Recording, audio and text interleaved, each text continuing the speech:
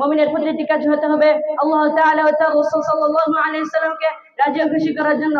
কিন্তু আফসোসের সাথে বলতে হয় আজকাল মানুষ আল্লাহকে ভয় পায় না, সরকার নেতা জালেম সরকার নেতা চামচা পুলিশকে ভয় পায়, আল্লাহকে বড় মনে করে না, জালেম সরকার ও তার নেতা ছাতাকে বড় মনে করে। কথা বলে ঠিক কিনা?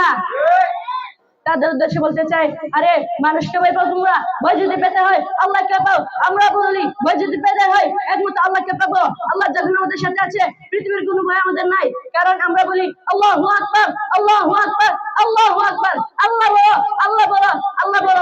দুনিয়াতে যখন এসেছি আমার কেন শুনে দেওয়া হয়েছে আল্লাহ বড়, বেলে প্রতিদিন আজানে শুনিয়ে দেওয়া হয় আল্লাহ বড়, ইকামতে বলা হয় আল্লাহ বড়, নামাজে বলতে থাকি আল্লাহ বড়, নামাজ শেষ করে বলি আল্লাহ বড়, ঈদগাহে যাওয়ার সময় বলি আল্লাহ বড়, এমনকি যেদিন জানাজাটি শুয়ে হবে সেদিনও বলা হবে আল্লাহ বড়।